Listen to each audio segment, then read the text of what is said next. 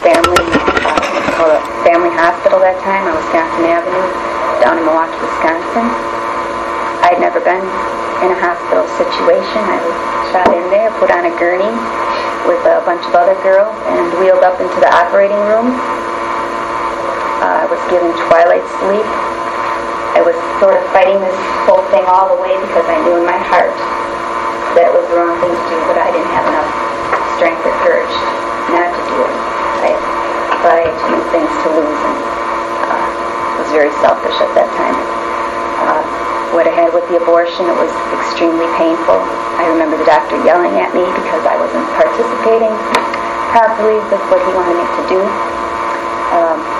I went home that night, had severe clots, I mean major clotting on newspapers, just very bad bleeding.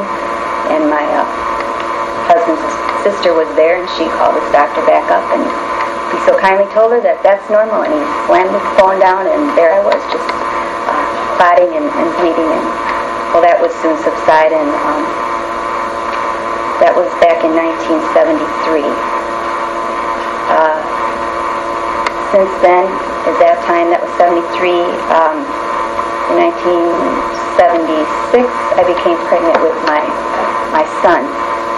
And all through this, I had suffered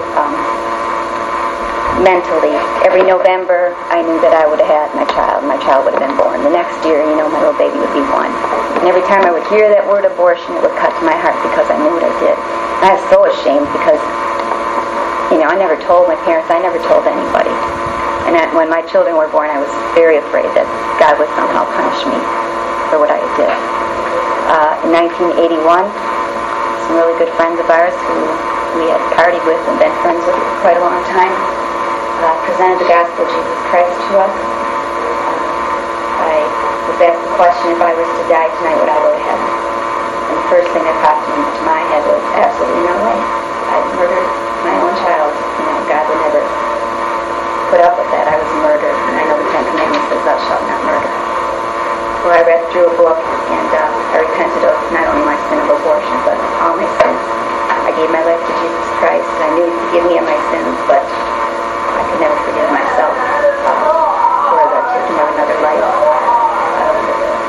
That was in 81, and in 1987, a friend of mine who had known that I had had abortion had hooked up with Pastor Maddie, became her pastor.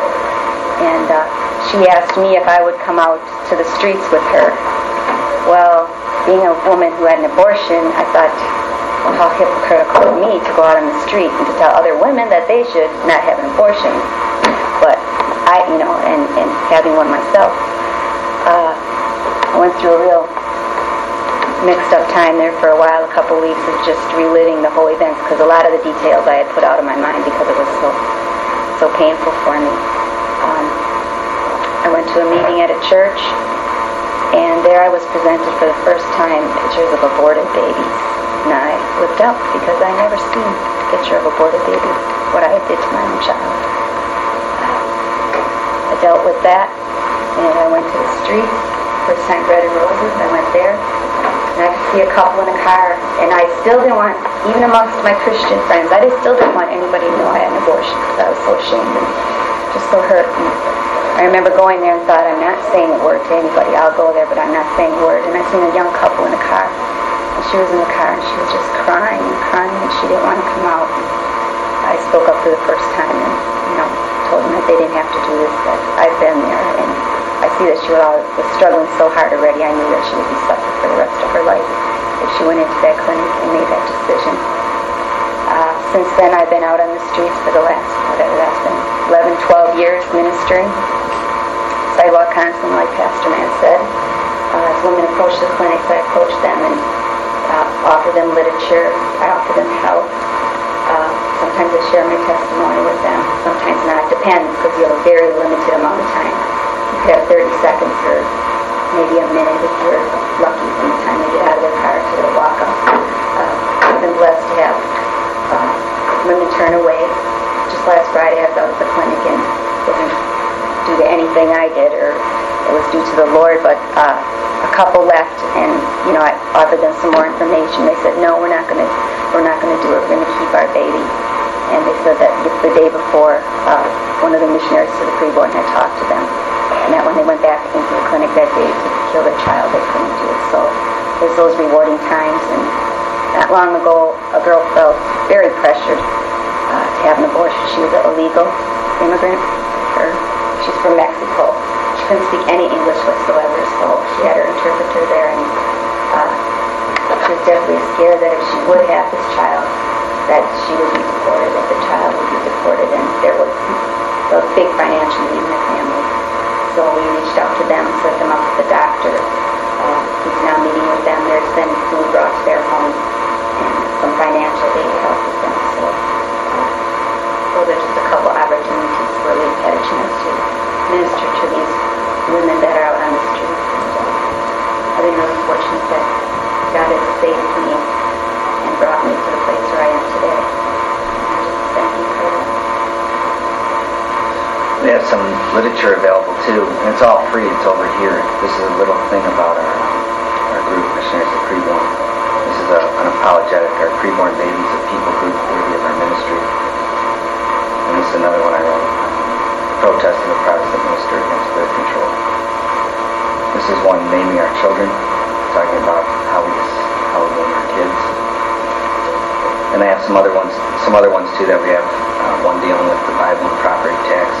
One dealing with why we should marry without marriage licenses. One denouncing the Social Security system. And one dealing with the Second Amendment and arms from a biblical point of view. And I brought some of those just knowing some of the topics. But that's basically it. Okay, now we'd like to open the floor up for questions and comments and feedback and other wonderful intellectually stimulating things. And I'm going to be moderating just to make sure that it's all in and everything, and that there's no fights breaking out. Hopefully there won't be.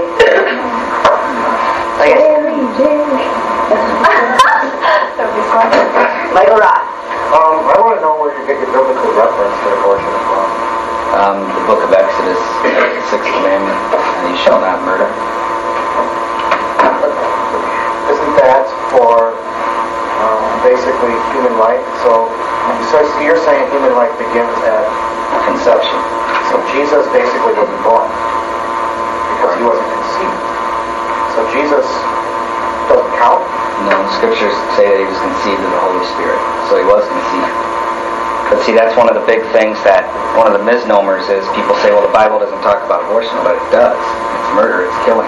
In fact, the first place where the death penalty is listed in God's law, in the book of Exodus, is where two men are fighting, and one man hits the woman, hits the woman who's pregnant, and something makes it clear the baby dies. It's eye for an eye, tooth for a tooth, blood for life. Just one last question. Where do you define which law to follow and what one's not to? Because we have Leviticus, if she's having her period, I'm not even supposed to be saved. I'm not supposed to have any contact at all. And I can... And there's slavery issues, and there's eyesight issues. I'm not supposed to go to the altar of God because I got contacts. I don't have 20/20 vision. That's in Leviticus. I mean, where do you draw the line? Which one's to follow and which one's not? Well, I believe we need to have absolutes by which to govern society. If there are no absolutes by which to govern society, then society itself becomes an absolute, which leads to anarchy and all sorts of immorality. I believe we should follow the laws. The laws that should be applicable and held by our civil government are the ones where God had sanctioned for it. Many of the things you listed, there were no sanctions for those things. It was God dictating to his people how they should behave so that they were his peculiar people.